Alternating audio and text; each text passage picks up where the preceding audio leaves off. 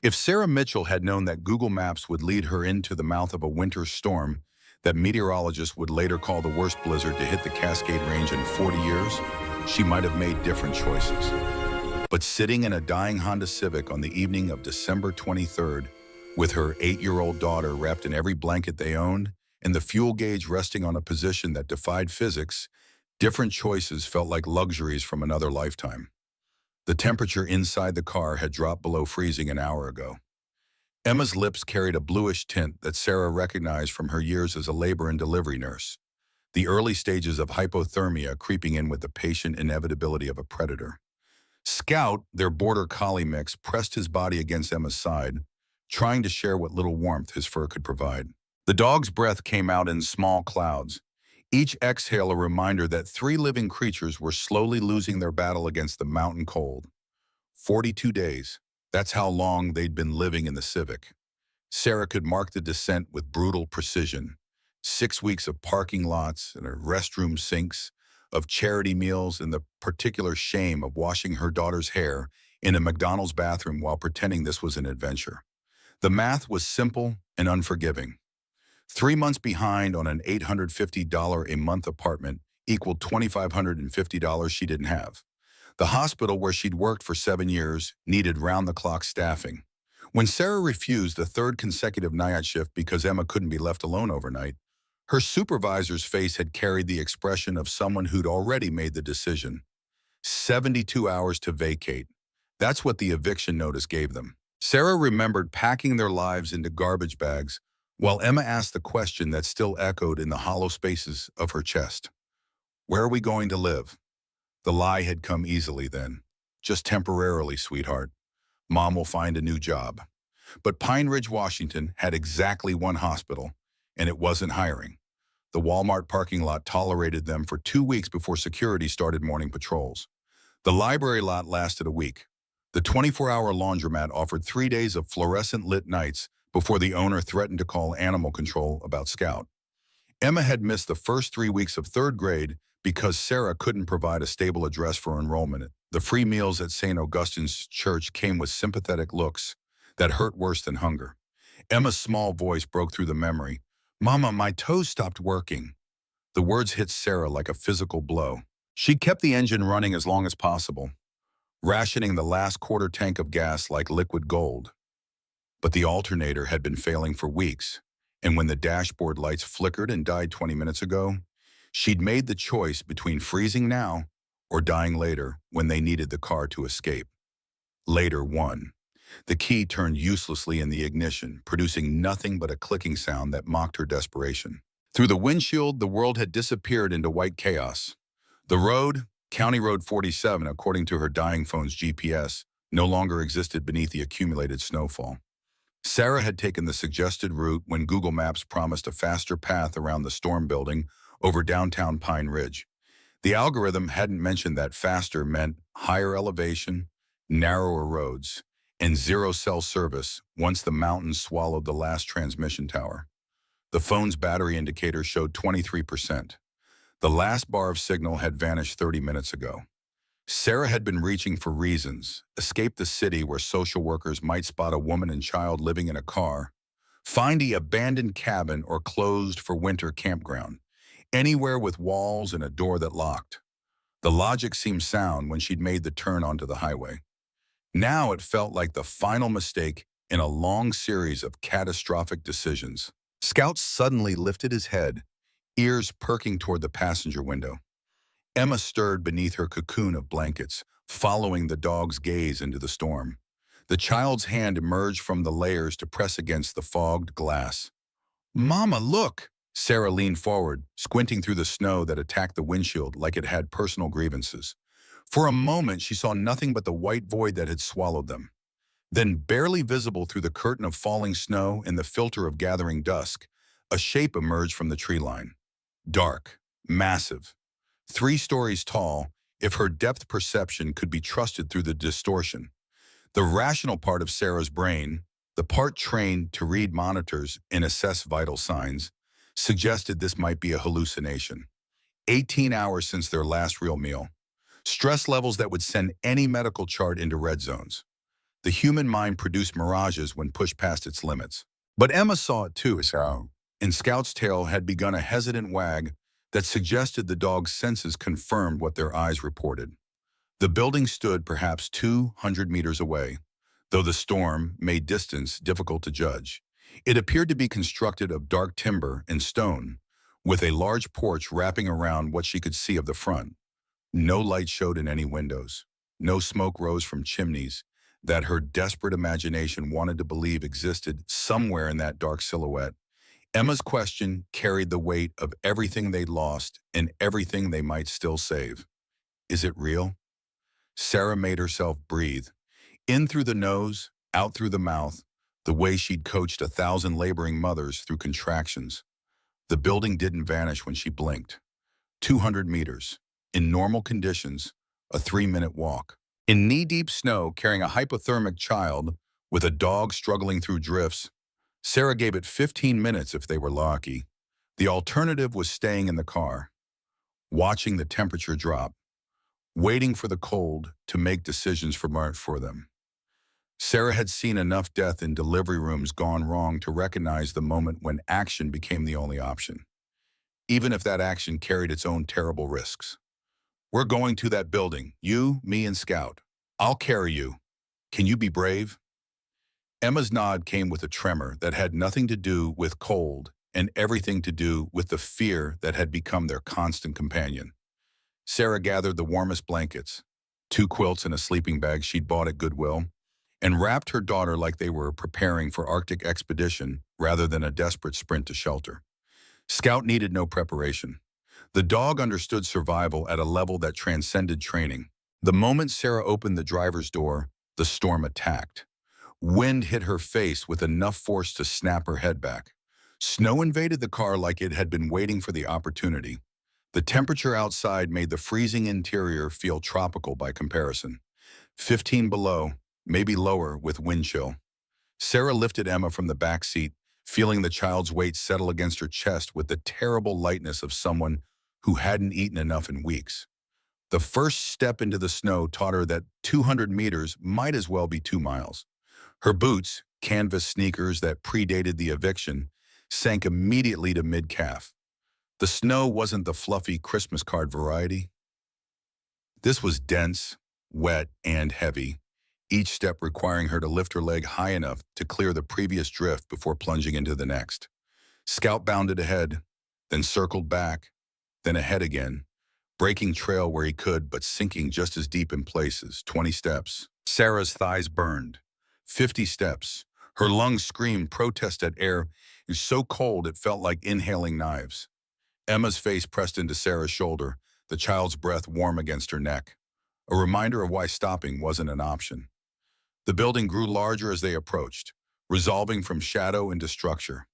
A lodge of some kind, built in the classic mountain style with heavy timber framing and a stone foundation that suggested permanence.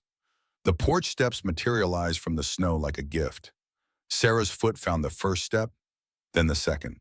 Solid wood beneath accumulated white. Someone had built this place to last. Scout reached the porch first, shaking snow from his coat in an explosion of white. Sarah followed, her legs trembling from exertion and cold. The porch offered blessed relief from the wind, though the temperature barely improved. She set Emma down carefully, keeping the blankets wrapped tight. The front door stood before them like a judgment. Solid oak, maybe mahogany, with carved details visible even under the coating of ice. Sarah raised her fist and knocked. The sound echoed with a hollow quality that suggested empty rooms beyond. She knocked again. Harder. Hello? We're stuck in the storm. Is anyone here? The wind answered with a howl that sounded almost mocking. Sarah moved along the porch, trying each window. Locked. Everyone. The glass thick enough to resist her experimental pushes. She circled to the side, finding more windows, more locked entrances, more evidence that whatever this place was, it hadn't seen occupants in some time. The snow on the porch lay undisturbed except for their own tracks. No footprints leading to or from the door. No vehicle tracks in the driveway she could now see curving away into the trees. Emma's voice, weak and getting weaker. Mama, I'm really cold. The decision crystallized with the clarity that comes when every other option has been eliminated. Sarah looked around the porch until her eyes landed on a heavy wooden chair, its seat cushion frozen solid. She grabbed it with both hands, feeling the weight of what she was about to do settle into her bones alongside the cold. I'm so sorry. Please forgive me. The chair hit the window with force born of desperation.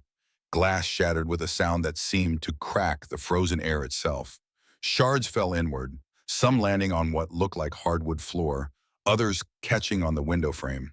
Sarah used the chair to clear the remaining teeth of glass from the bottom edge, then turned to Emma. Into the castle, my lady. The weak giggle that escaped Emma's blue lips made the breaking and entering worthwhile. Sarah lifted her daughter through the window, careful to avoid any remaining glass, then helped Scout scramble through before pulling herself up and over the sill. Her palm caught on a missed shard, opening a thin line that welled red against white skin. But pain was a distant concern compared to the immediate need for warmth. Inside, the air felt marginally less hostile. Not warm, but still. The absence of wind changed everything. Sarah's flashlight, her phone's dying contribution to their survival, revealed a grand entryway with high ceilings and exposed timber beams. A chandelier hung overhead, its crystals dulled by what looked like years of dust. To the left, an archway opened into what appeared to be a massive living room. Emma whispered with something close to wonder, "This place doesn't feel scary." Sarah understood what her daughter meant. The house carried a quality of sadness rather than menace, like a hound waiting for an owner who would never return. They moved through the archway into the living room, Sarah's light revealing leather sofas arranged around a fireplace that dominated the far wall. The hearth stood tall enough that Sarah could have walked into it without ducking. And beside it, stacked neatly as if someone had just prepared for the evening, firewood. Lots of firewood. Sarah's hands shook as she opened drawers in a side table, searching with the focused intensity of someone who understood that fire meant life. The third drawer yielded matches in a waterproof container. Her fingers, clumsy with cold, fumbled the first match.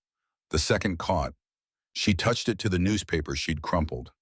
Last week's edition of the Pine Ridge Gazette that someone had left on the coffee table, and watched flames spread with the gratitude of someone witnessing a miracle. The kindling caught. The larger pieces followed. Within minutes, actual warmth began radiating into the room, and Sarah felt something in her chest unclench for the first time in hours. She found quilts in a nearby closet, clean, if musty, and spread them on the floor in front of the growing fire. Emma collapsed onto them with Scout immediately flopping beside her, both child and dog drawn to the heat like pilgrims to a shrine. Sarah allowed herself to sit, to breathe, to acknowledge that they'd survived the immediate crisis even as she recognized the larger implications of what she'd done. She'd broken into someone's home, destroyed their property. Was, by any legal definition, trespassing. The woman who'd spent 7 years following hospital protocols and traffic laws had just crossed a line she'd never imagined approaching. But Emma's lips were returning to pink. Scout's shivering had stopped, and Sarah would break 1,000 windows before she'd let her daughter freeze to death in a car. Later, after Emma had fallen into sleep so deep it looked like unconsciousness, after Sarah had verified the child's breathing and pulse and temperature enough times to convince her nurse's instincts that recovery was progressing, she allowed herself to explore. The kitchen yielded canned goods with expiration dates suggesting they'd been purchased within the last decade. Green beans, corn, soup, peaches, even pancake mix in a sealed container. The gas stove ignited at her first attempt. The click, click, whoosh of flame as beautiful as any sound she'd heard. Upstairs, 5 bedrooms waited in various states of suspended animation. Each room looked like its occupant had stepped out temporarily rather than abandoned permanently. In the largest bedroom, clearly the master suite, Sarah found a dresser topped with a stack of letters bound in ribbon and a leather journal that drew her hand like magnetism. The journal's cover was soft with age and handling. Sarah opened it with the reverence usually reserved for sacred texts, and Catherine Carter's handwriting welcomed her into a life that had clearly held great love and greater loss. December 2006. We promised ourselves this lodge would be our sanctuary. March 2007. Robert taught Owen how to chop wood today. I supervise from a safe distance with Coco. July 2007, Robert's software company is exceeding all projections. The algorithm he created is being licensed by major firms. We talked about early retirement, living here permanently with Owen, homeschooling him in this beautiful place where he can learn from nature and books instead of crowded classrooms and standardized tests. October 2007, we've never been happier. Owen turned 7 today. We're driving to the city for his birthday party with Robert's parents. We'll be back Sunday night. Then nothing. Blank pages extending to the journal's end. No final entry. No explanation for why the writing stopped or why this house full of life had been left to gather dust. Sarah closed the journal carefully and carried it back downstairs, where Emma still slept the sleep of the thoroughly exhausted. The fire had burned down to coals. Sarah fed it another log and watched flames climb the new wood with the idle fascination of someone too tired to sleep but too wired to rest. Outside, the storm continued its assault on the mountains. But inside these walls, they had warmth, food, shelter. The three things that had seemed impossible to secure just hours ago. Morning arrived without announcement, the storm too thick to permit much distinction between night and day. Sarah woke to Scout's tongue on her face and Emma sitting up on the quilts, looking around the room with the wonder of someone seeing it fresh. "Mama, this is like a castle." The child's enthusiasm would have been infectious under other circumstances. Sarah managed a smile and levered herself upright, feeling muscles protest from yesterday's trek through the snow. The fire had died to embers. She rebuilt it while her mind cataloged their situation with clinical precision. They had shelter, at least temporarily. The storm showed no signs of breaking, which meant leaving wasn't an option even if they had somewhere to go. The canned goods would last perhaps 3 weeks if they were careful. Water could be melted from snow. Heat came from abundant firewood, but eventually the storm would end, and then someone would come. The owner, the police, someone who would want explanations for broken windows and occupied rooms. Scout's sudden movement toward the front door pulled Sarah from her spiral of worry. The dog's ears perked forward, his tail beginning a tentative wag. Then she heard it, the distant rumble of an engine, growing closer. Sarah moved to the window, careful to stay out of direct sight line, and watched a yellow snowplow crawl up what must be the lodge's driveway. Behind the wheel sat a man in a sheriff's jacket and sunglasses that seemed excessive for the dim light. The plow came to a stop, and the man climbed out with the unhurried confidence of someone who considered weather a personal challenge rather than a threat. Emma appeared at Sarah's elbow. "Is that the police?" The child's question carried layers of fear that Sarah wished she could erase. But honesty had always been her policy, even when the truth was uncomfortable. "Yes, sweetie, that's the sheriff." The knock on the door, authoritative but not aggressive, made them both jump. Sarah took a breath, squared her shoulders, and went to face whatever consequences her desperation had earned. The sheriff's eyebrows rose when she opened the door. "Well now, that explains the footprints." Sarah attempted a smile that probably looked more like a grimace. "Good morning, officer." "Morning. Sheriff Tom Bradley. Storm hit hard last night. Roads are a mess. You folks all right?" The question was delivered with what seemed like genuine concern rather than suspicion. Sarah's training in reading people, crucial for assessing laboring mothers in crisis, suggested this man was more interested in their welfare than their legal status. "We're fine. Great. Perfectly warm." The sheriff's gaze moved past her to the broken window, its shattered state obvious even from the porch. "Did you break that window?" "Define break?" Scout chose that moment to trot over, carrying a piece of glass in his mouth like a trophy. The dog dropped it at the sheriff's feet with what looked like pride. "Right." The sheriff's tone carried something that might have been amusement. "I think I have my answer. Ma'am, you're not in trouble. You did what you had to do to stay safe. That storm was deadly. I'm just glad you and your little one made it through." The relief that flooded through Sarah was so intense she had to lock her knees to stay upright. "Thank you." The sheriff glanced around the interior with the practiced eye of someone familiar with the location. "This place has been empty for close to 18 years now. It's a miracle you stumbled on it." 18 years. Sarah stored that detail away as potentially significant. "Do you know who owns it?" The sheriff's expression shifted to something sadder. The Carter family used to vacation here. Good people, real quiet, kept to themselves mostly, but generous when the town needed something. Then one year they just stopped coming. He paused, seeming to weigh how much to share. Robert and Catherine Carter died in a car accident coming back from the city. October 2007. Their son Owen, he was just 7 years old, survived but was in bad shape. Heard the boy went to live with relatives after that. Never met him myself. Don't know where he ended up. The information landed like puzzle pieces, connecting to the journal Sarah had read the night before. Owen's 7th birthday, the drive to the city, the sudden end to Catherine's entries. A tragedy compressed into the sheriff's brief summary. So the house really is abandoned? Has been. You're not trespassing, not legally anyway. And even if you were, I'd say the blizzard overrides any property concerns. The sheriff cleared his throat. Storm's lifting somewhat. I can drive you into town if you need help. Town meant questions, paperwork, potentially social workers who would want to know why an 80-year-old had missed 3 weeks of school and why her mother had no fixed address to provide. Sarah made her voice as steady as possible.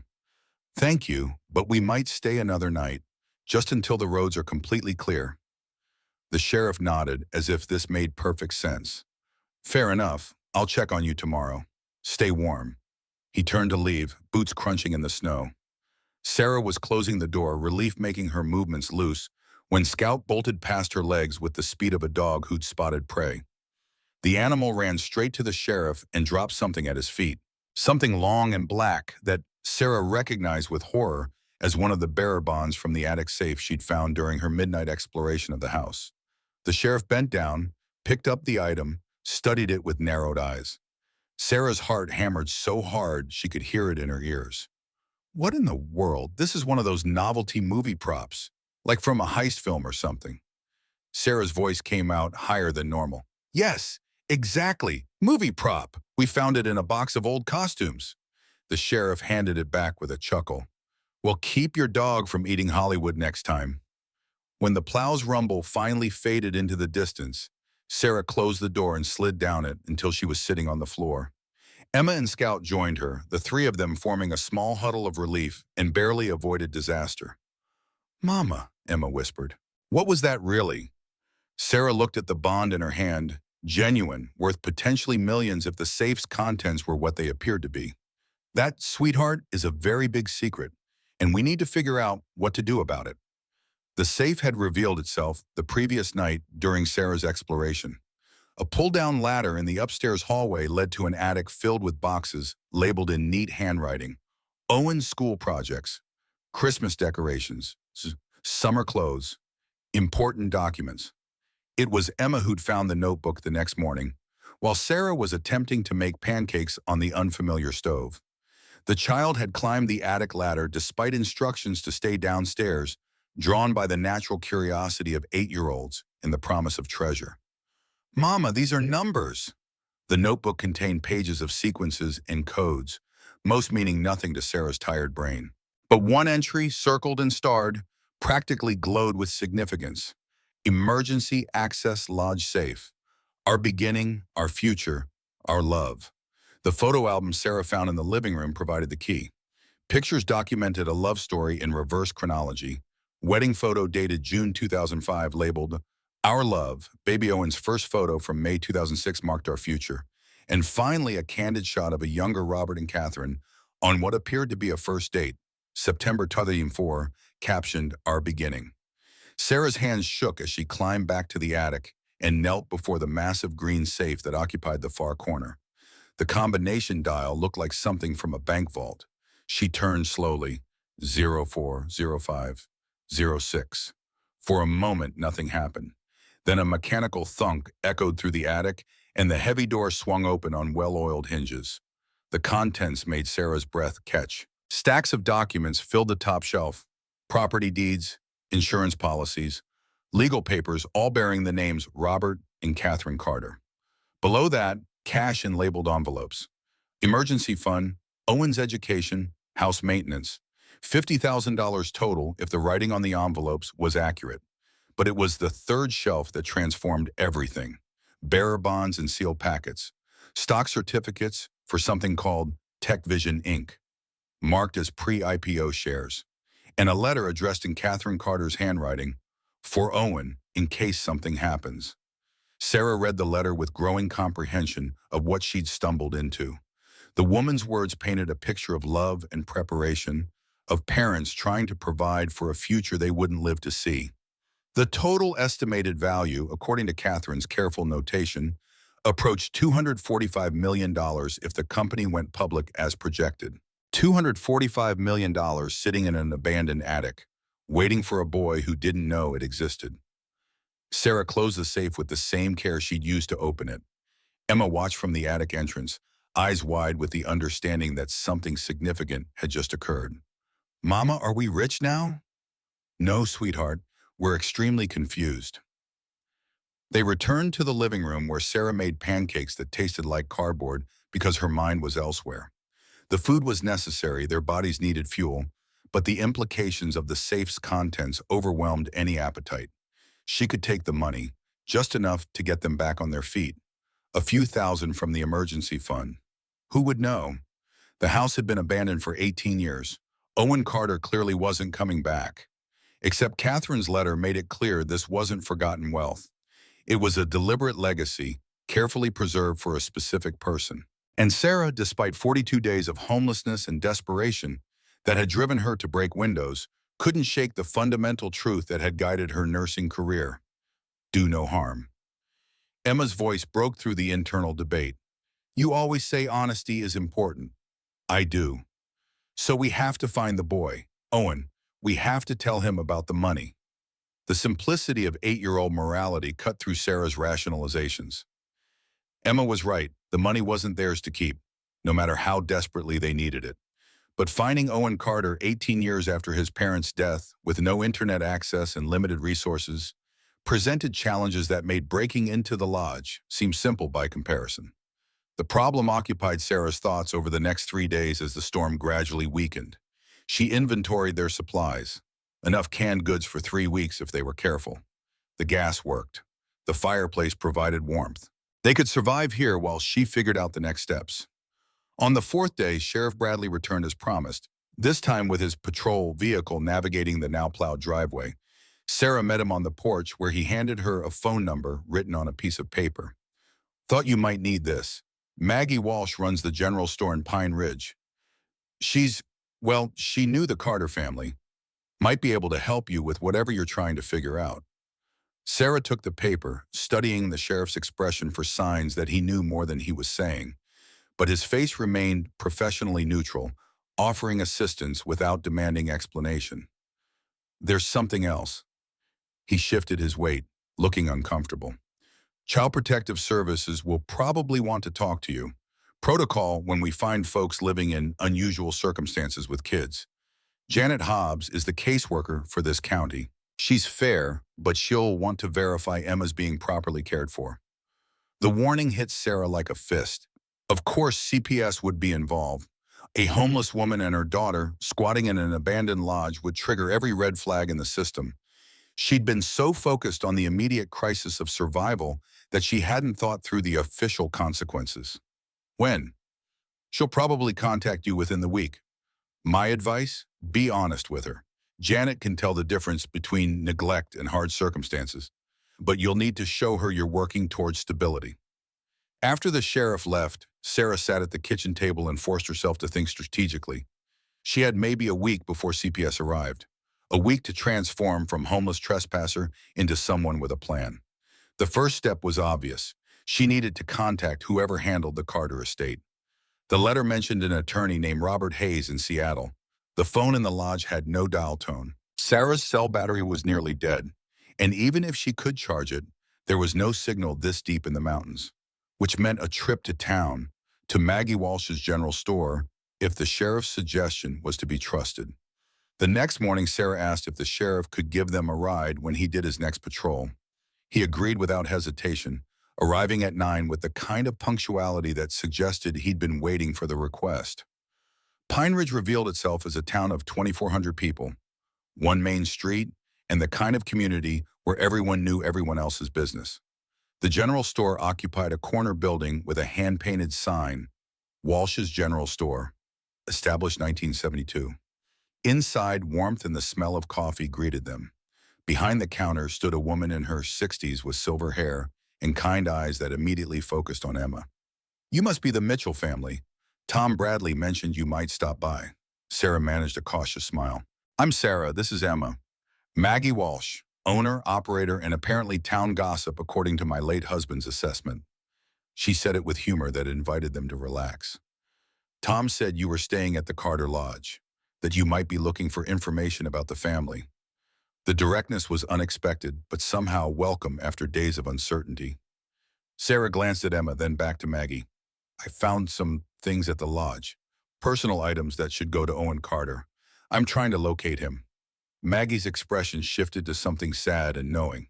"Owen, haven't heard that name in years. My brother William was Robert Carter's best friend. They went to college together, stayed close after. When Robert and Catherine died, William tried to stay in contact with Owen. The boy's aunt, Catherine's sister, took him away, cut all ties, said Owen needed a fresh start without reminders."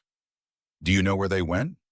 "No. And William passed away 5 years ago from a heart attack, so I can't ask him." Maggie studied Sarah with an assessment that felt measuring rather than judgmental. "But William left me with instructions. He said if Owen ever came back, to tell him his parents loved him more than anything, and if anyone needed sanctuary at that lodge, to help them, because that's what Robert and Catherine would want." The word sanctuary echoed Catherine's letter so precisely that Sarah felt the hairs on her neck rise. They wanted it to be a refuge. For people who needed a second chance. Robert used to say everyone deserves the opportunity to rebuild when life knocks them down. Maggie leaned forward on the counter. "Tom tells me you've had some hard times, lost your job, your home, that you've been keeping your daughter safe however you could."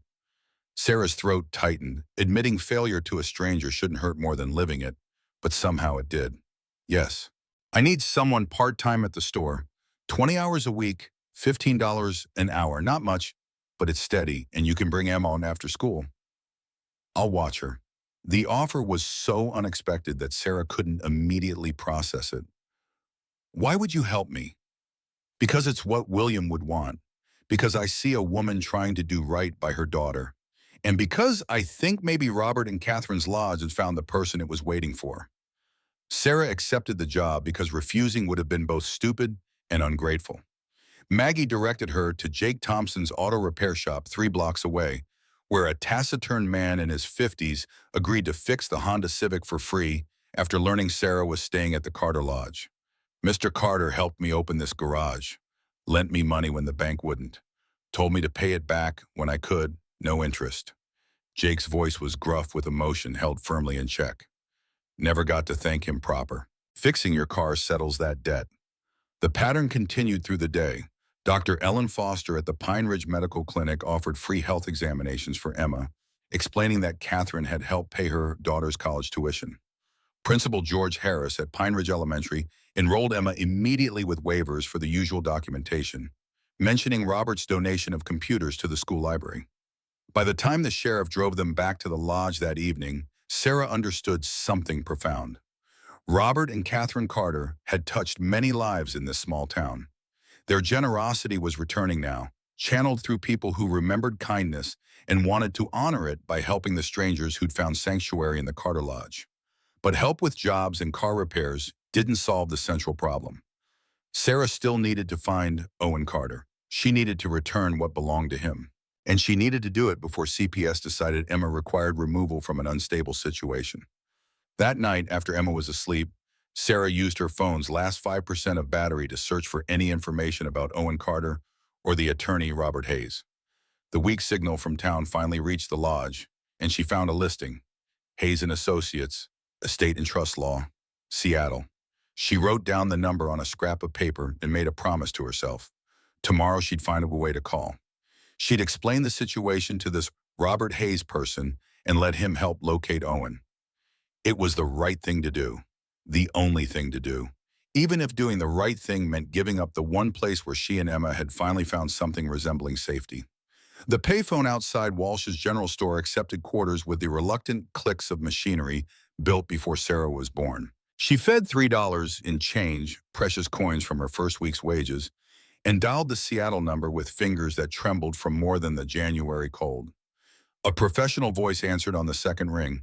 Hayes and Associates, how may I direct your call? I need to speak with Mr. Hayes about Owen Carter and the Carter family estate. The pause that followed stretched long enough for Sarah to wonder if the connection had failed. Then, please hold. 15 minutes passed. Sarah watched Emma and Scout play in the small park across the street, the child's laughter carrying on winter air while the dog bounded through snow that no longer felt life-threatening.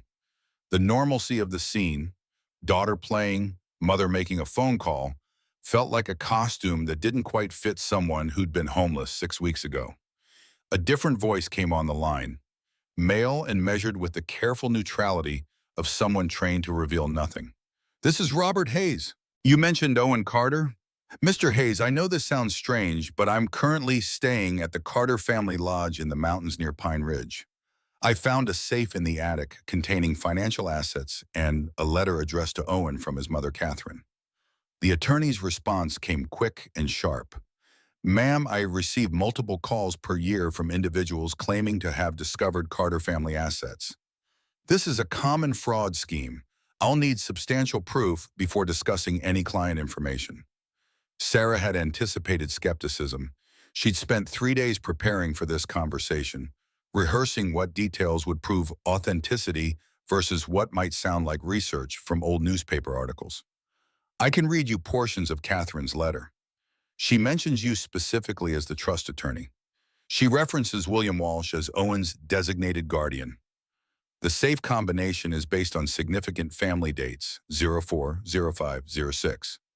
The silence on the other end felt different now, weighted with attention rather than dismissal. Continue.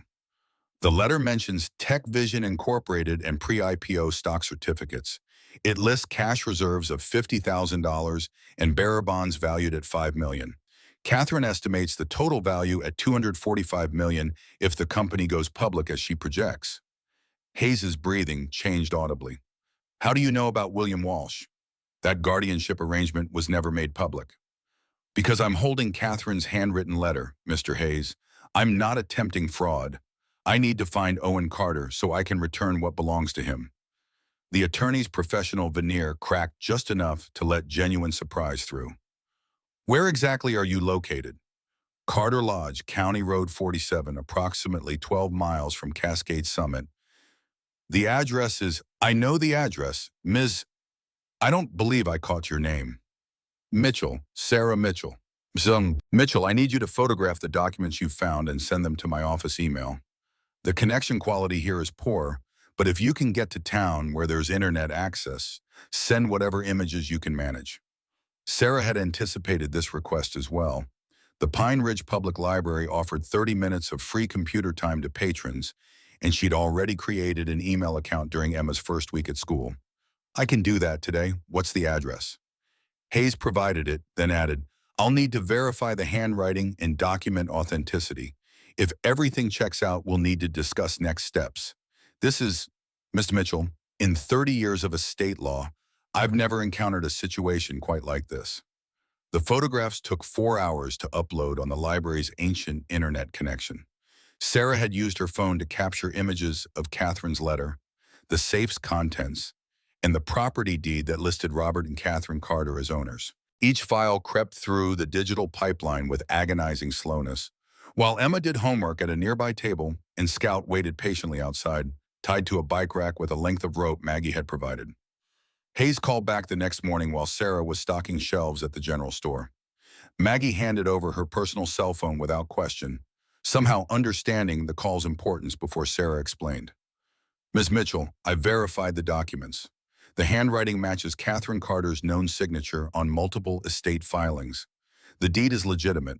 The stock certificates appear genuine based on serial numbers and security features. His voice carried a quality Sarah recognized from her nursing days, the tone medical staff used when delivering news that would fundamentally alter someone's reality. The letter mentions $245 million in estimated value. Tech Vision went public in 2015. The current market value of those shares is approximately $287 million. Sarah's hand tightened on the phone. Hearing the number, spoken aloud by someone who dealt in such figures, professionally made it real in ways the letter hadn't. And you want to return all of it to Owen Carter? Yes, sir. It's not mine. Hayes exhaled slowly. Mrs. Mitchell, there's information about Owen you need to understand. He uses the name Michael now, Michael Carter. I've served as his trust attorney since his parents' death. When he turned 18, he received access to a foundational trust fund of approximately $500,000 for education and living expenses. Sarah processed this carefully. So he knows about some of the inheritance. Yes, but not all of it. Robert and Catherine established what we call a two-tier structure. The first tier, which Michael has accessed, was meant to provide for his basic needs and education without overwhelming him with massive wealth during his formative years. The second tier, the contents of that safe, was designed to remain undiscovered until certain conditions were met or until Michael turned 30, whichever came first. Why structure it that way? Because Catherine and Robert wanted their son to develop normally. They believed, and I agreed with their assessment, that revealing nearly $300 million to a traumatized teenager would have derailed his development. The safe was meant to be found when Michael was mature enough to handle the responsibility, or when someone with integrity discovered it and sought out its rightful owner. A pause. You appear to be the latter scenario. The weight of that statement settled over Sarah like a physical thing. She'd stumbled into a plan 18 years in the making, designed by parents who tried to protect their son even from beyond death. There's a complication, Hayes continued. After the accident, Michael refused all connection to the lodge.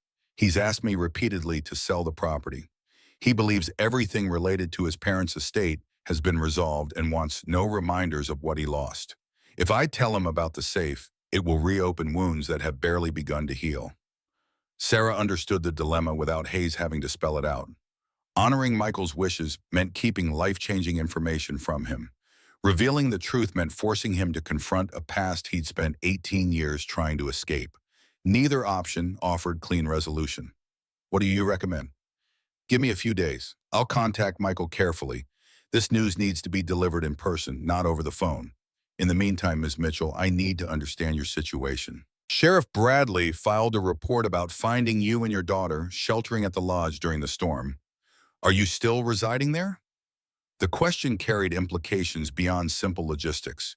Sarah chose her words with the precision of someone who knew her answer would shape outcomes. Yes, we have nowhere else to go. I lost my job and home several months ago. We were living in our car when the storm forced us to seek shelter. I know we're technically trespassing, but according to property law, the lodge has been legally abandoned for more than the statutory period. Your emergency occupation during a life-threatening storm is defensible. However, Hayes paused as if consulting notes. I understand Child Protective Services has been notified of the situation. Janet Hobbs is scheduled to interview us tomorrow. Ms. Mitchell, CPS will want to see evidence of stable housing and income. Your employment at the general store helps, but living in a property you don't own or rent legally creates complications. I may be able to assist with documentation that makes your presence less problematic, but I'll need to discuss options with Michael first.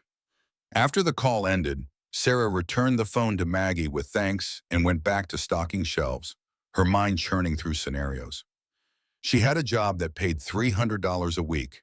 Jake had fixed the Honda, giving them transportation. Emma was enrolled in school and thriving for the first time since the eviction. But none of that would matter if CPS decided the living arrangement was too unstable. Janet Hobbs arrived at the lodge the following afternoon, driving a county vehicle that announced her official capacity before she'd even stepped out. Sarah watched from the window as the caseworker gathered a tablet and file folder, straightening her coat against the cold with movements that spoke of routine rather than judgment. The knock came firm, but not aggressive. Sarah opened the door to a woman in her mid-40s with tired eyes and the kind of professional assessment that missed nothing. Ms. Mitchell, I'm Janet Hobbs from Child Protective Services. We spoke on the phone. They settled in the living room where Sarah had made sure the fire burned cleanly and the space looked as organized as possible. Janet's gaze swept the room, taking in the clean quilts folded on the sofa, the stack of Emma's schoolwork on the coffee table, Scout lying peacefully near the hearth. I need to ask you some questions about your living situation and Emma's care. Sarah forced herself to breathe steadily. Of course. You were homeless for 42 days before arriving here. Is that correct? Yes. I lost my job at Pine Ridge Regional Hospital when I couldn't accommodate mandatory night shifts. I'm a single mother with no family support in the area. After falling behind on rent, I was evicted. We lived in our car while I searched for new employment and housing. Janet made notes on her tablet without looking up. Did you seek assistance from shelters or social services? I applied for housing assistance and was placed on a wait list with an estimated 18 to 24-month wait. I applied for food assistance but was denied due to lack of a fixed address. The nearest shelter was 40 miles away and had a 2-week maximum stay. I used that time to look for work but found nothing that would allow me to afford both housing and childcare. Emma missed 3 weeks of school. The accusation in that statement was mild but present. Sarah met it directly. Yes, I couldn't enroll her without a permanent address. I taught her daily using books from the library. Principal Harris confirmed she's now caught up with her class and performing at grade level. Janet looked up from the tablet. You're currently employed at Walsh's General Store for 20 hours weekly at $15 per hour. That's $300 a week, $1,200 per month. Insufficient for market rate housing plus other expenses. I'm aware. I'm actively looking for additional work or increased hours.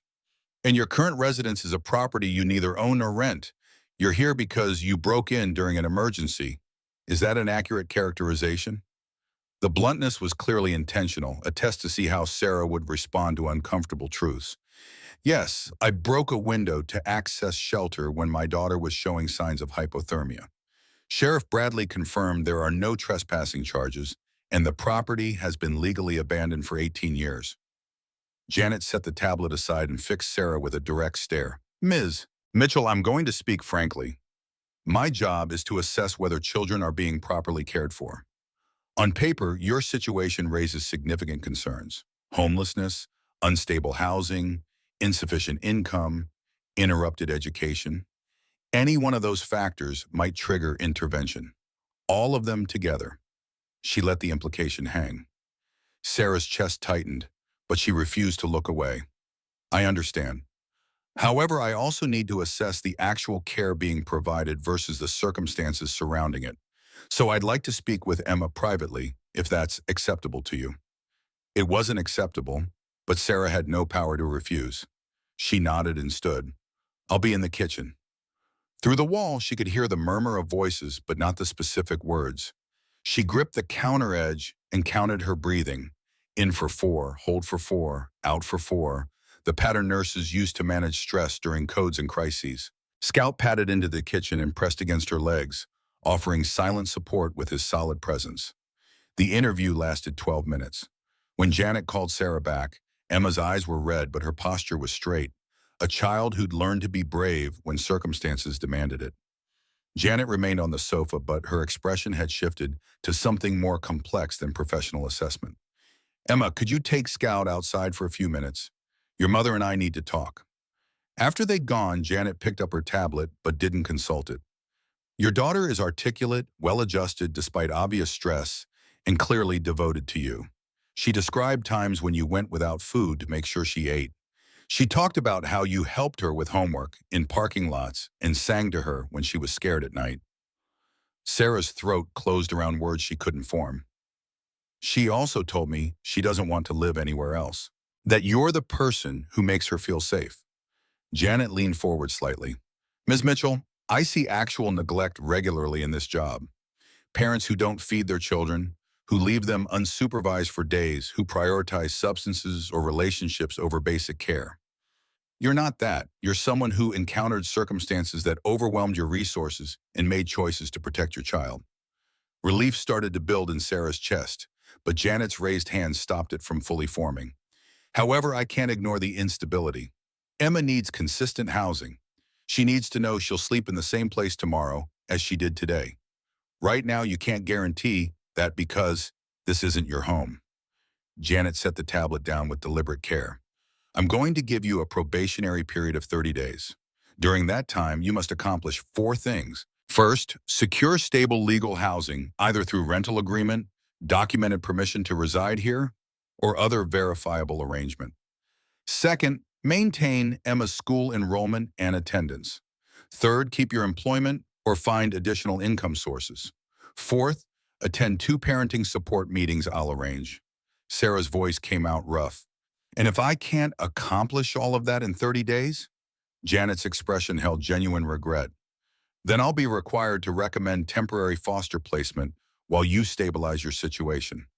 I don't want that outcome, Ms. Mitchell, but I have to prioritize Emma's welfare, and part of welfare is stability. After Janet left, Sarah sat in the quiet lodge and let herself acknowledge the impossible position she occupied. She needed legal housing but couldn't afford it. She needed documentation of her right to be here but had no way to obtain it without Michael Carter's cooperation. And she had 30 days to solve a puzzle that had no obvious solution. The email arrived 2 days later. Maggie let Sarah use the store's computer during her lunch break, and there it sat in her inbox, a message from Hayes with the subject line, "From Michael Carter." Her hands shook as she opened it. "Ms. Mitchell, Robert Hayes told me about you, about finding the safe, and more importantly, about wanting to return everything. I don't know what to say. For 18 years, I've tried to forget that lodge. Every time I think about it, I see the moment the police told me about the accident. I see the room where I waited for my aunt to pick me up. I see the life I had and lost in one night. But through your message," Hayes forwarded your explanation, "I also see something else. A mother protecting her daughter. A woman who could keep $287 million but chose to find the rightful owner. That's the kind of person my parents admired. My mom wrote in her letter that the lodge should be a sanctuary for people who need a second chance. I think you are that person, but I can't just give you $287 million. That wouldn't be fair to you. The tax implications alone would be catastrophic, and it wouldn't honor my parents' intentions. Instead, I propose we establish a nonprofit foundation, the Carter Sanctuary Foundation. You would serve as executive director. The mission would be turning the lodge into refuge for families in transition, those experiencing homelessness, escaping dangerous situations, or needing time to rebuild after crisis. The foundation would own the lodge and manage the endowment. You would receive an annual salary of $75,000, free housing at the lodge, comprehensive health insurance, and budget authority for staffing and programs. You would manage daily operations, hire staff, and determine which families receive assistance. This isn't charity. It's a job, difficult work that will require everything you can give. But I believe you're suited for it in ways no one else could be. If you're willing, I'll come to the lodge on January 25th, my first visit in 18 years, to discuss details and sign necessary documents. Hayes will handle the legal structure. I don't promise this will be easy, but I promise it's an opportunity that could change your life, Emma's life, and the lives of many others who need exactly what you needed 6 weeks ago." Michael Carter. Sarah read the email 3 times, then a fourth, waiting for the words to rearrange themselves into something she'd misunderstood. But the offer remained consistent across each reading. $75,000 a year, housing, insurance, the ability to help families who face the same desperation she'd known, the ability to keep Emma. She wrote back immediately, fingers flying across the library keyboard, "Mr. Carter, I accept your proposal. Not because of the salary, though $75,000 is beyond anything I imagined earning, but because I want to honor your parents. I've read Catherine's journals and letters. I've met people in Pine Ridge who remember Robert's kindness. They were extraordinary people who believed in second chances. I promise to work with everything I have to make their dream reality. Thank you for trusting me. Sarah Mitchell." Hayes arrived at the lodge 5 days before Michael's scheduled visit, driving a rental sedan that looked comically out of place on the mountain roads. The attorney was 63, but carried himself with the vigor of someone who'd stayed active through decades of sedentary work. He shook Sarah's hand with a firm grip and declined coffee in favor of immediate business. "We have significant legal groundwork to complete before Michael arrives. The foundation structure requires specific paperwork, tax filings, and board establishment. I've brought drafts for your review." They spread documents across the kitchen table while Emma did homework in the living room and Scout supervised from beneath the table. Hayes walked Sarah through the nonprofit formation process. 501c3 status, board composition, operating guidelines, employment contracts. The language was dense with legal terminology.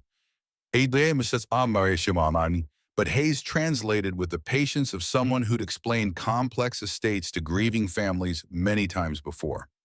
The board will consist of 5 members initially.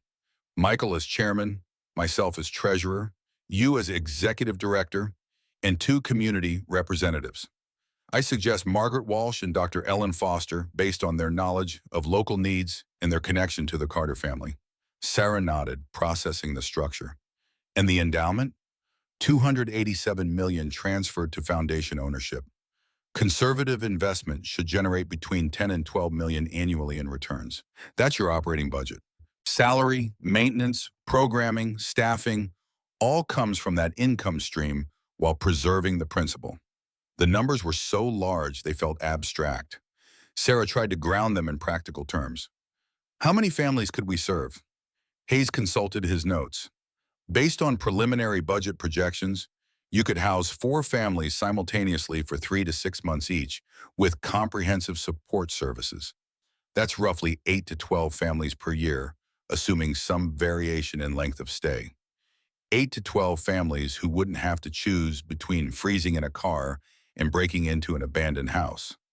Sarah felt something expand in her chest. Not quite hope yet, but maybe its precursor.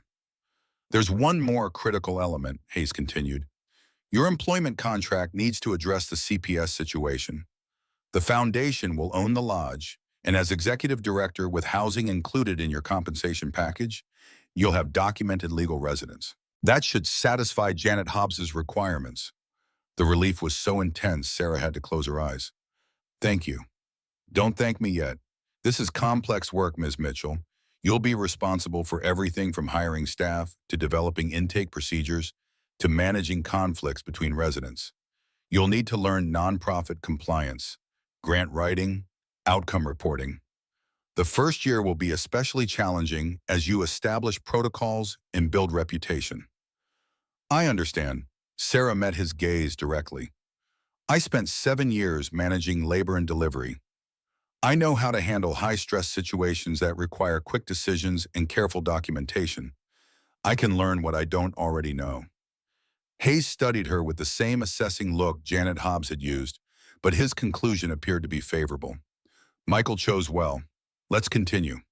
They worked until evening, reviewing documents and discussing logistics. Hayes would file the nonprofit paperwork immediately. The board would officially convene after Michael's visit. Sarah's employment would begin retroactively to January 1st, which would help with the CPS timeline. One last thing, Hayes said as he prepared to leave. Michael is coming here to sign papers and discuss the foundation, but I suspect he's also coming to confront ghosts. This will be the first time he's entered the lodge since the accident. Be patient with him. This is harder for him than he'll let anyone see. After Hayes departed, Sarah walked through the lodge with new awareness. Every room would soon house families in crisis. The kitchen, where she made Emma's meals, would feed children who had known hunger. The bedrooms that had sat empty for 18 years would provide shelter for people who'd run out of options.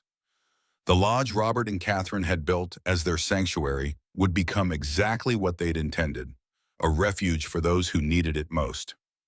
The next days passed in a blur of preparation. Sarah deep-cleaned rooms that hadn't been touched in nearly 2 decades, finding evidence of the life the Carters had lived. Owen's forgotten toy in a closet, Robert's favorite mug in a cabinet, Catherine's gardening journal on a shelf. She collected these items carefully, placing them in a box for Michael. Some people needed to remember before they could move forward. Maggie brought donations from town, extra blankets, kitchen supplies, children's books. Jake appeared with tools and spent an afternoon fixing a loose porch railing and replacing the broken window with proper glass. Dr. Foster stopped by with a first aid kit and instructions for what medical supplies the sanctuary should maintain. The community was investing in something that didn't fully exist yet, making small gestures of faith in a vision they'd only heard described. Sarah watched them work and understood she wasn't building this alone. The sanctuary was already becoming a collective effort. just as Robert and Catherine would have wanted. Emma, for her part, seemed to grasp the significance without needing detailed explanation.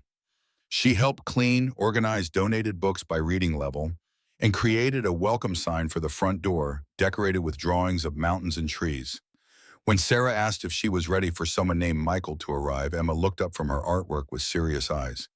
Is he the boy in the pictures? The one who lost his family? Yes. Then we should be extra kind to him, because losing your family is the worst thing. The simplicity of that assessment, delivered by a child who'd nearly lost her own mother to poverty and circumstance, reminded Sarah why this work mattered.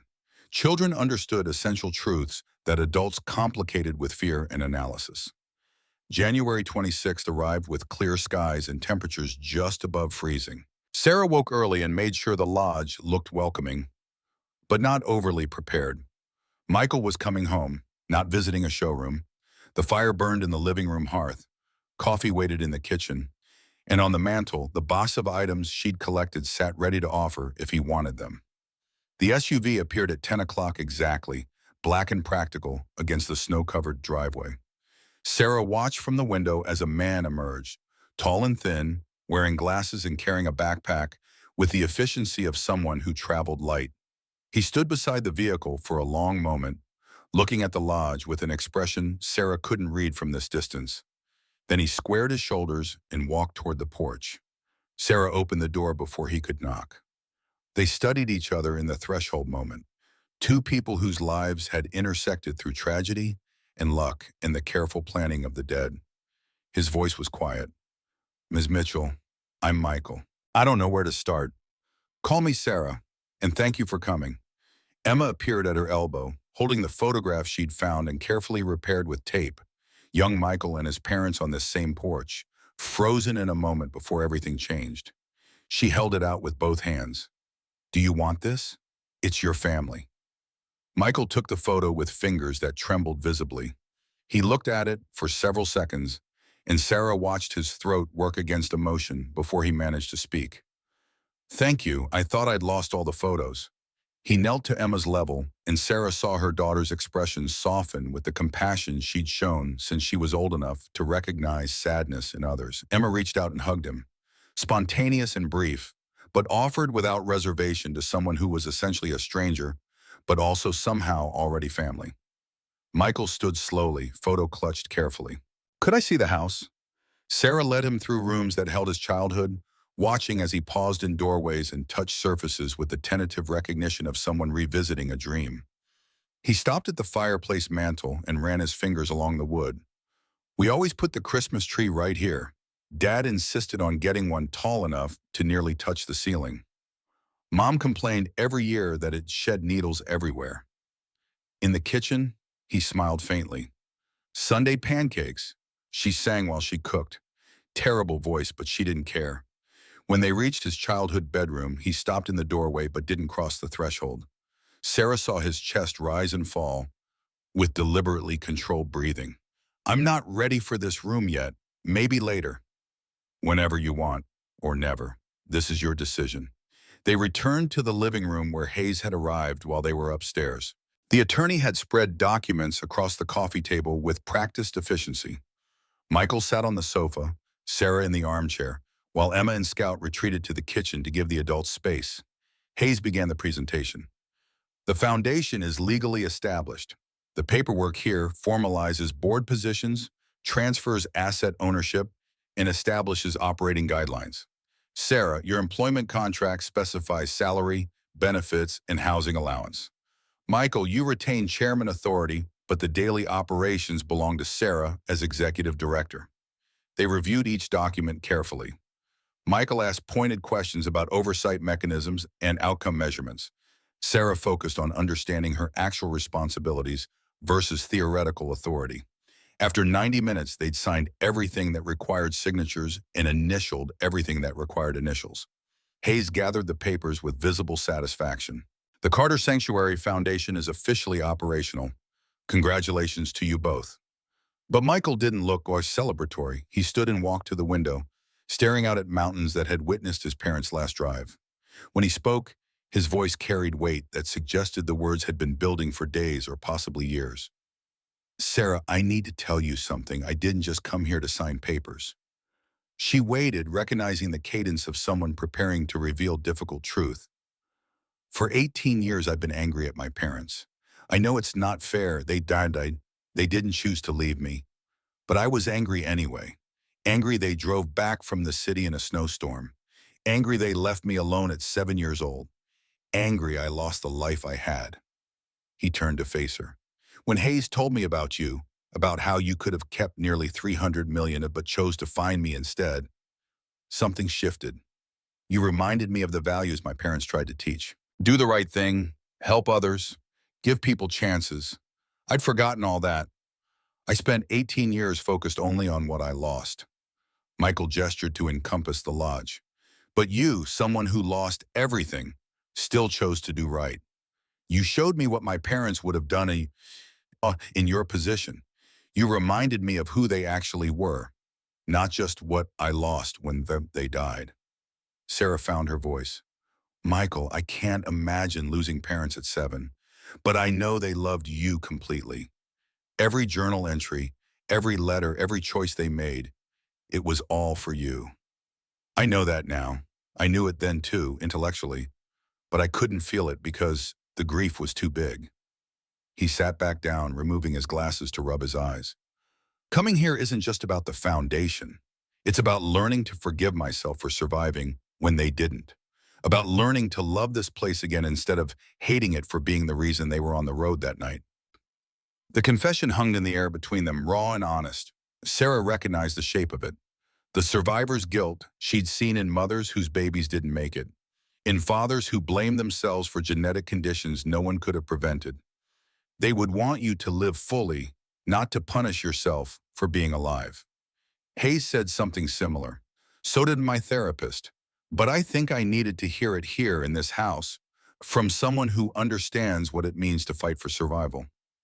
Michael met her eyes directly.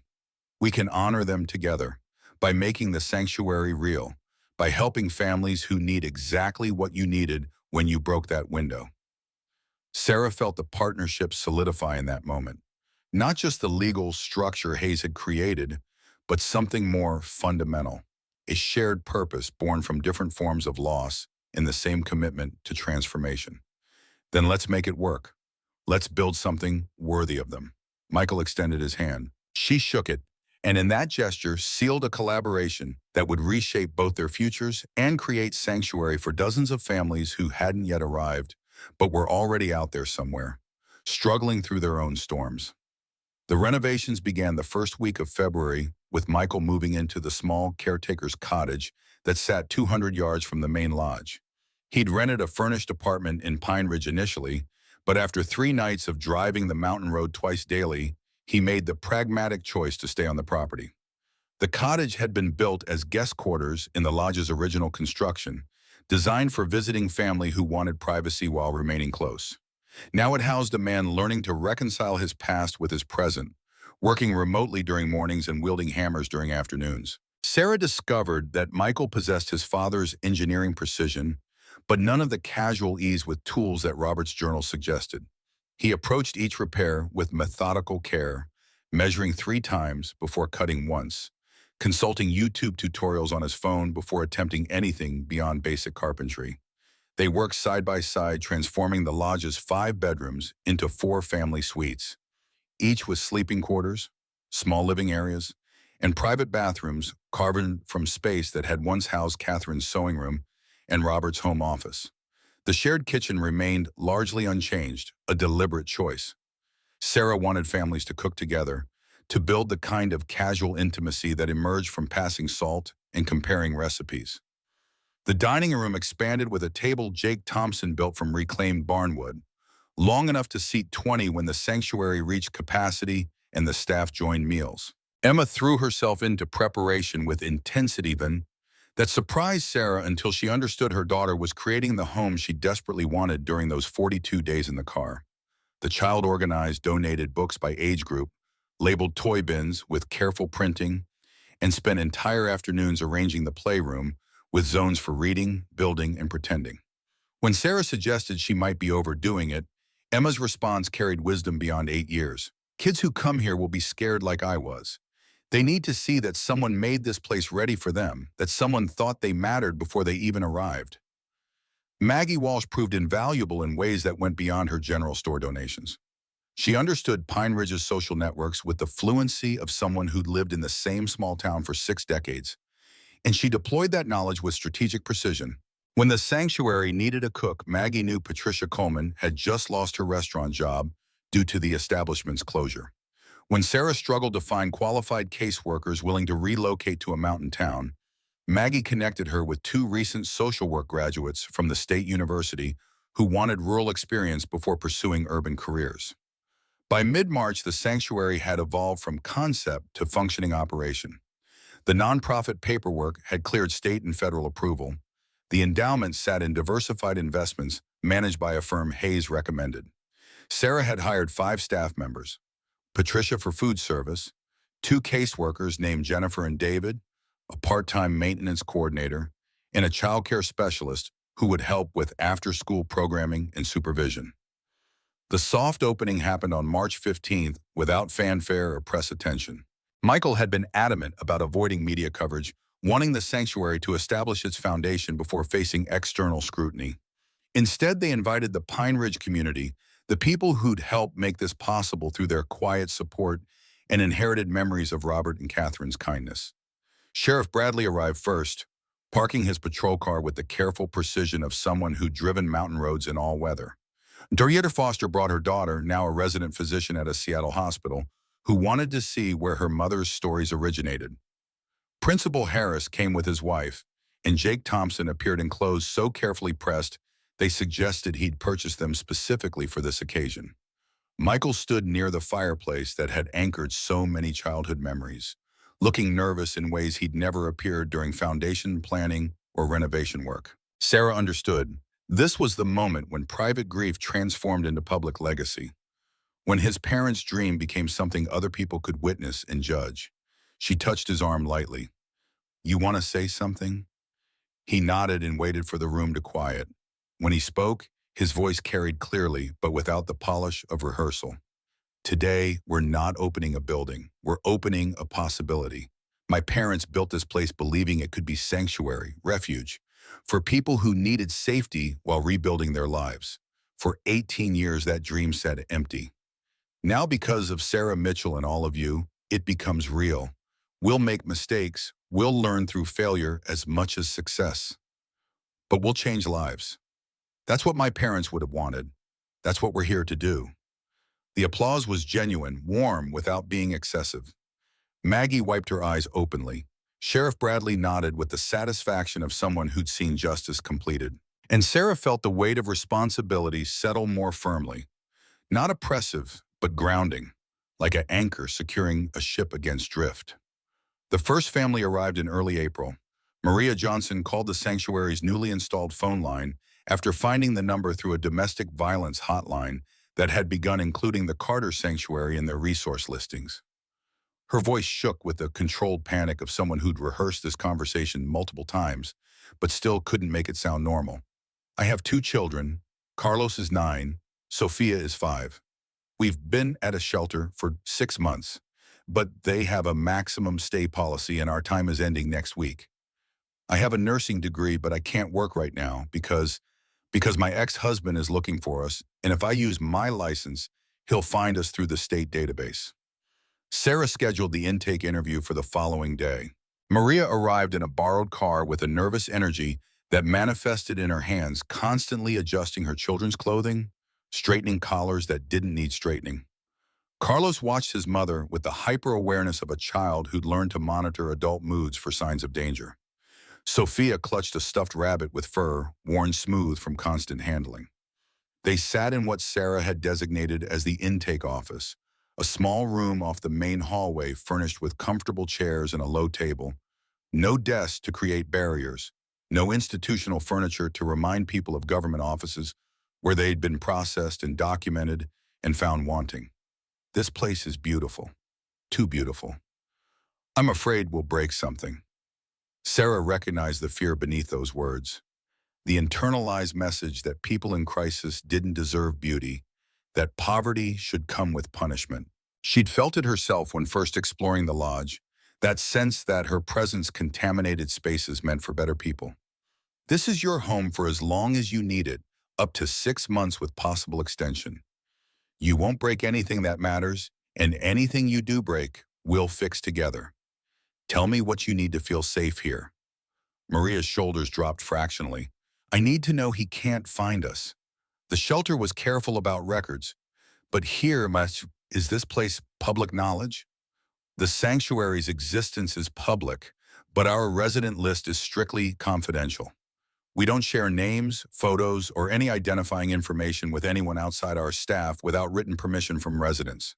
If your ex-husband somehow finds out you're in Pine Ridge, he still won't know where specifically unless someone tells him. Over the next hour, Sarah learned the familiar story: love that turned controlling, control that became violence, violence that escalated until leaving became the only survival option. Maria had taken the children and fled with 2 suitcases and her nursing textbooks, the only possessions that mattered more than escape speed. They moved into Suite 1 the same afternoon. Carlos examined his bedroom with the careful neutrality of a child who'd learned not to get attached to temporary spaces. Sophia whispered to her rabbit, narrating their new surroundings with the imagination that children used to process chaos. Maria unpacked their belongings with movements that grew progressively slower as exhaustion caught up with adrenaline. Sarah left them to settle, understanding they needed space to believe this was real before they could begin trusting it. She'd learned that truth herself during her first week at the lodge. The way safety took time to feel safe, how the body needed to stop running before the mind could rest. The Johnson family's first week followed a pattern Sarah would see repeated with every subsequent family. Initial hypervigilance gradually softening. Children testing boundaries to confirm they were real and consistent. Maria attending the first counseling session Jennifer arranged with visible reluctance that transformed into tears of relief when the therapist validated rather than questioned her choices. By week 4, Maria was interviewing for a nursing position at Dr. Foster's clinic, a job that would keep her off state databases while still using her skills. By week 8, she'd been hired and was working part-time while the sanctuary's childcare coordinator supervised Carlos and Sophia after school. By week 12, Jennifer had helped Maria secure a subsidized apartment in Pine Ridge's small, affordable housing complex, and the foundation provided first month's rent plus deposits. On moving day, Maria stood in the lodge's kitchen with Sarah while Carlos and Sophia played one last time in the sanctuary playroom. You saved our lives, not just the housing, the belief that we deserve better. Sarah shook her head. You saved your own lives by leaving. We just provided the space for you to catch your breath and plan next steps. That space was everything, the difference between drowning and reaching shore. The Parkers arrived in July, Brian and Jennifer with their 3 teenagers who radiated the particular resentment of young people who'd been forcibly relocated from familiar lives. The twins, 16-year-old boys named Marcus and James, made their displeasure obvious through sullen silence and minimal eye contact. Their sister Kayla, 14, compensated with excessive politeness that felt like its own form of hostility. Brian had worked manufacturing for 23 years before the plant closed without warning, leaving 400 employees scrambling for jobs in an area where manufacturing represented the primary employment sector. Jennifer had survived cancer 2 years prior, and the medical bills from treatment had consumed their savings and pushed them into bankruptcy. When they lost the house to foreclosure, they'd spent 4 months cycling between their car and cheap motels, preserving normalcy for the kids until even that fiction became unsustainable. The teenagers' anger was loudest during family meals. When their presence at the communal table forced interaction, they clearly resented. Marcus pushed food around his plate with aggressive disinterest. James answered questions with single syllables. Kayla maintained her artificial cheerfulness until it cracked during the second week, spilling into a tearful outburst about how they'd never asked to be poor and why couldn't they just go home. David, one of the caseworkers, suggested family therapy. Sarah agreed but added a different intervention based on instinct rather than training. She assigned each teenager responsibilities within the sanctuary. Marcus helped Jake with maintenance projects.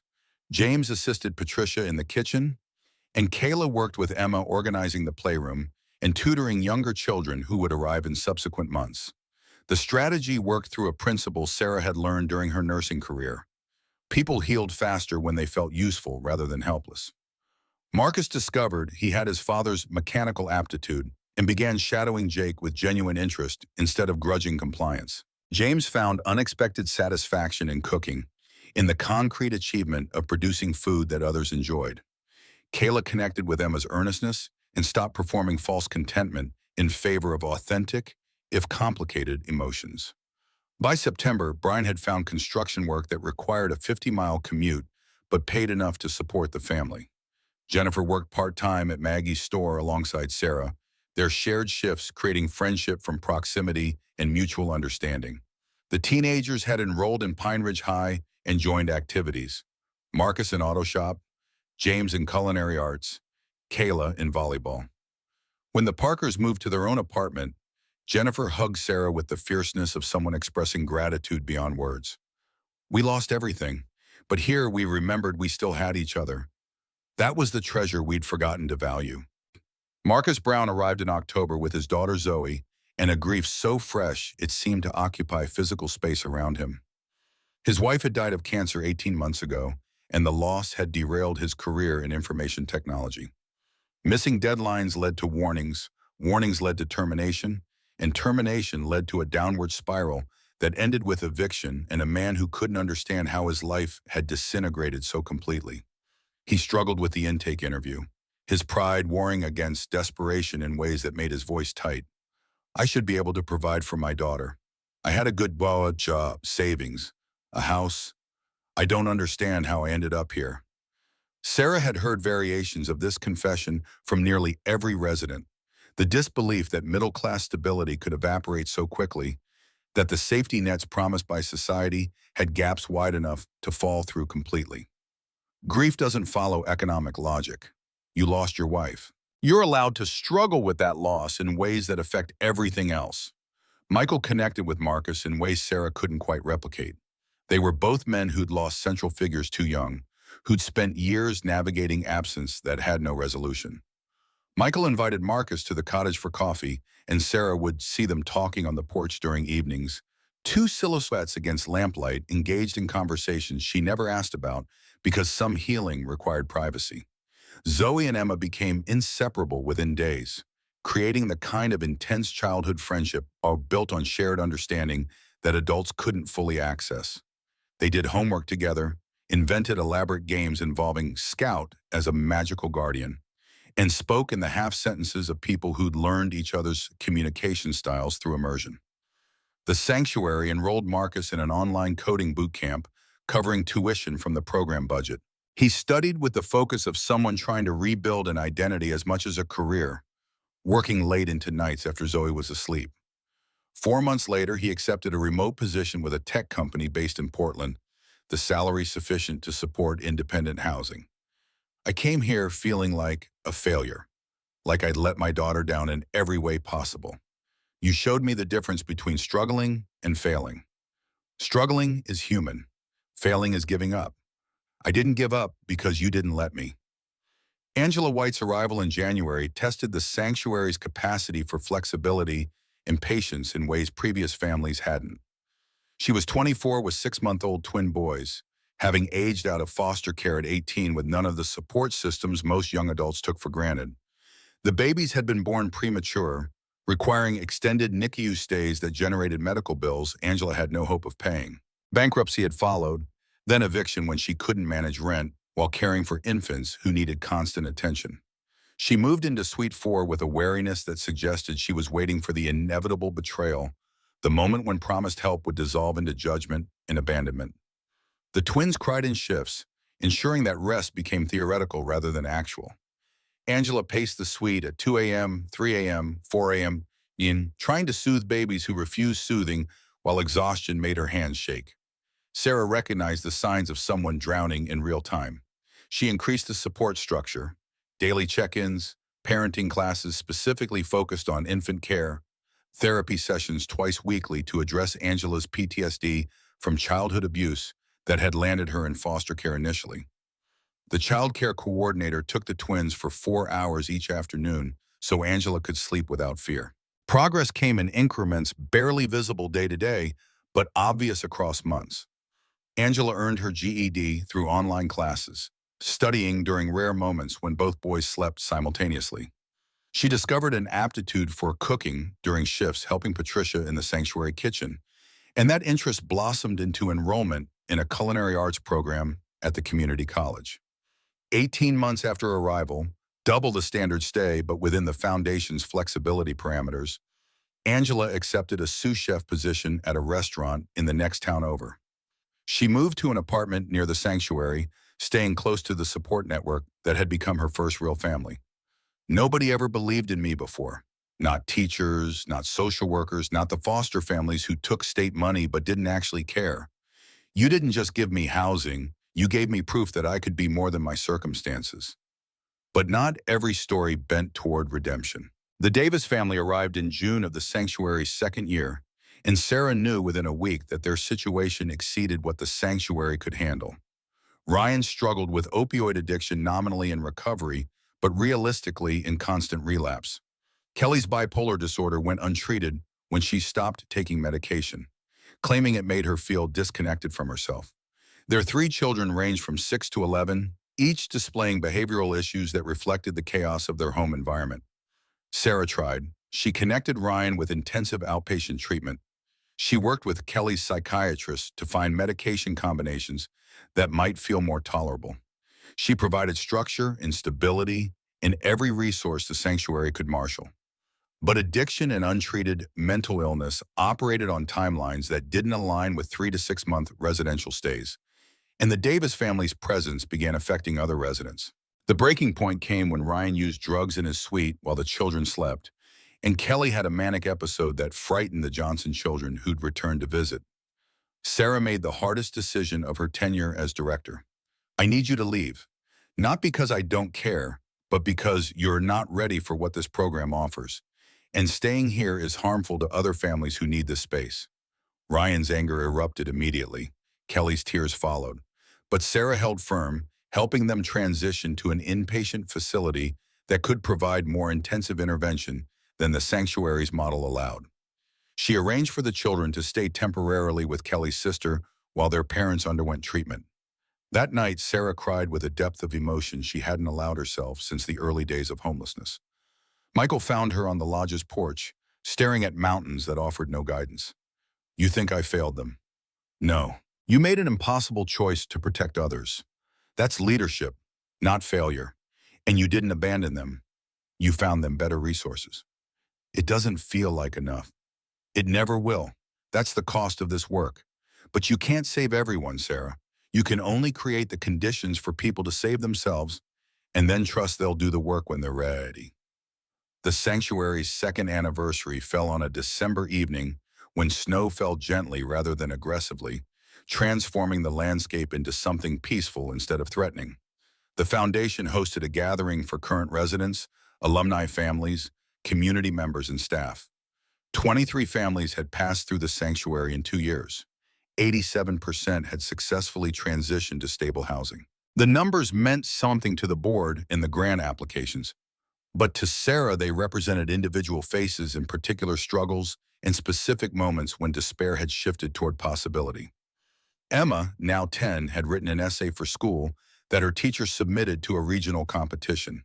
It won second place, and the organizers asked permission to display it at the county library.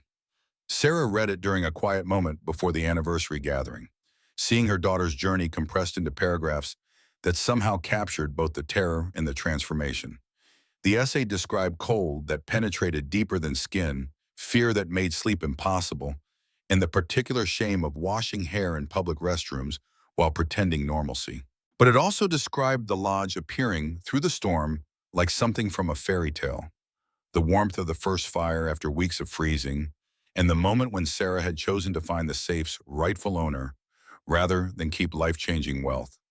Emma's conclusion carried the kind of moral clarity that children possessed before the world taught them to compromise their convictions. Being homeless doesn't mean you're bad or you failed. It means you hit a hard time. And sometimes all you need is someone to believe in you and give you a chance. That's what the Carter Sanctuary does. It gives people chances.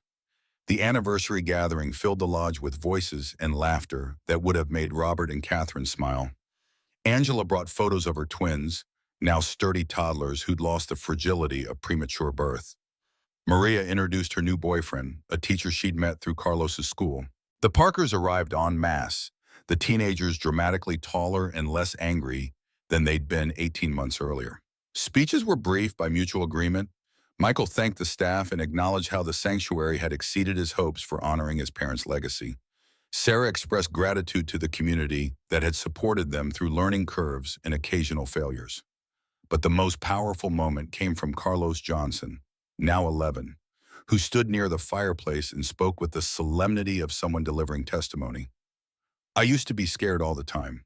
Scared of my dad finding us, scared of being hungry, scared that nowhere was safe. But here I learned I didn't have to be scared anymore. This place taught me what safe actually feels like. After the guests departed and the cleanup was complete, Sarah, Michael, and Emma sat together near the fire that had welcomed them all on different nights of desperate need. Scout dozed at Emma's feet, muzzle now showing gray that marked the passage of time more clearly than calendars. Emma's question was simple. Do you think Robert and Catherine would be happy with what we made? Michael smiled with less hesitation than he would have shown 2 years earlier. I think they'd be very happy. This is exactly what they hoped for. Good, because I think this place is magical. It turns sad people happy, scared people brave, lost people found. Sarah pulled her daughter close, feeling the truth of those words settle into her bones. The lodge had found her when she was lost, had given her purpose when she had none, had transformed her from someone who'd broken a window in desperation to someone who opened doors for others facing their own storms. Outside, snow continued its gentle fall, covering the mountains in fresh white that erased old tracks and prepared the landscape for new journeys. Somewhere in the darkness, another family was struggling, searching for sanctuary they didn't yet know existed. And when they found their way here, through circumstance or luck, or the mysterious architecture of grace, they would discover warm rooms and full meals and staff who understood that sometimes the difference between drowning and reaching shore was simply someone offering a hand at the precise moment when strength ran out. Michael stood and moved to the window, looking out at territory that had once held only painful memories, but now contained something larger. Sarah joined him, their reflections ghostly in the glass, thinking about what comes next. Always, we've helped 23 families. There are thousands more who need what we offer. The board approved exploring a second location near Seattle. That's ambitious. So is everything else we've accomplished. Why stop now when we're finally getting it right? Sarah considered the question, understanding that ambition and mission weren't the same thing, but could align when purpose drove expansion rather than ego. The sanctuary worked because it stayed small enough to remain personal while being substantial enough to provide genuine support. Replicating that balance in a new location would require the same careful attention they'd invested in this original incarnation. We'll need the right director, someone who understands both the practical requirements and the deeper purpose.